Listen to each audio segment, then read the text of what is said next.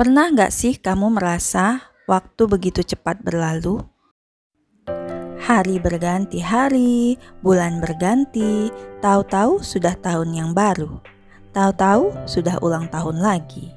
Tahu-tahu sudah tua.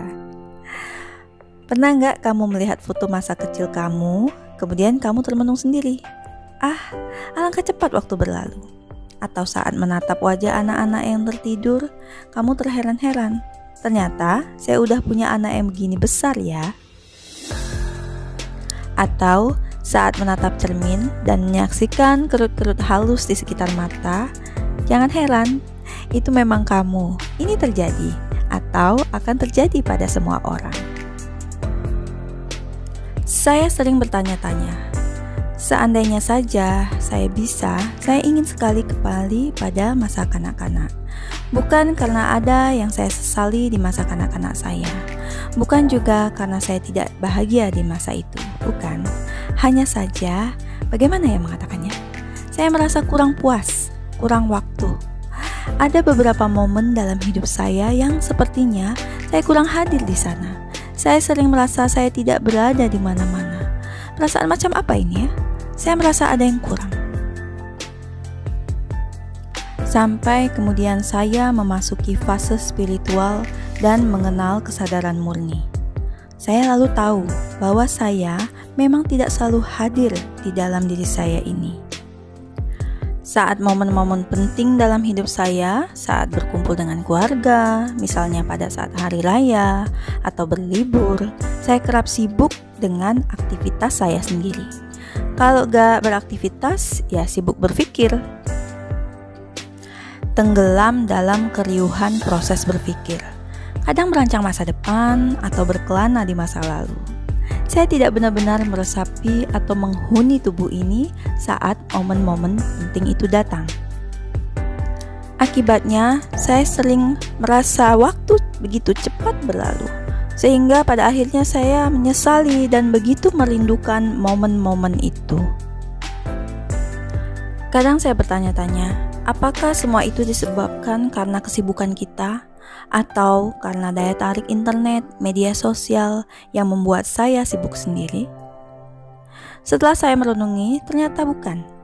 Kesibukan dan keberadaan gadget tidak perlu membuat kita tidak sadar. Faktanya, saat kita bermain pun kita bisa melakukannya dengan sadar. Begitu juga pada saat melakukan aktivitas-aktivitas yang sepele sekalipun. Kuncinya adalah menemukan kesadaran murni itu sendiri, atau bisa disebut higher self atau diri yang lebih tinggi. Saat kita sadar, kita hadir, kita yang sejati, yaitu saat kita waspada penuh pada aktivitas-aktivitas bahkan yang paling remeh sekalipun. Mengenali, mengidentifikasi, dan memperkuatnya melalui latihan-latihan seperti meditasi, zikir, wirid, tata laku ibadah, atau praktek dengan latihan-latihan kecil sehari-hari akan sangat membantu memperkuat kesadaran kita. Kesadaran murni erat kaitannya dengan ketenangan dan kebijaksanaan diri.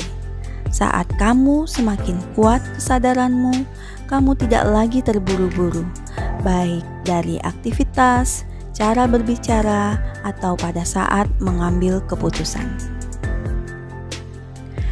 Kesadaran murni adalah sumber kebijaksanaan diri, jembatan pada sumber semesta.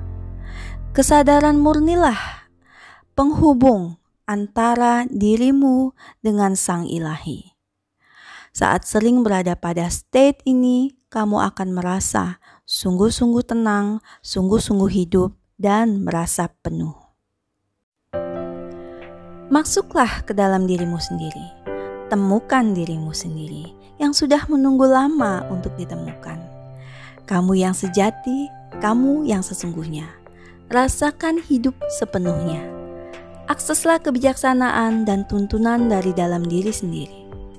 Channel ini banyak membahas cara-cara sederhana untuk menuntun kamu menemukan diri sejatimu dengan cara yang sangat familiar dan sederhana. Ada saatnya kamu akan sangat terharu ketika mengenali kembali diri sejatimu, tepat di pusat hati.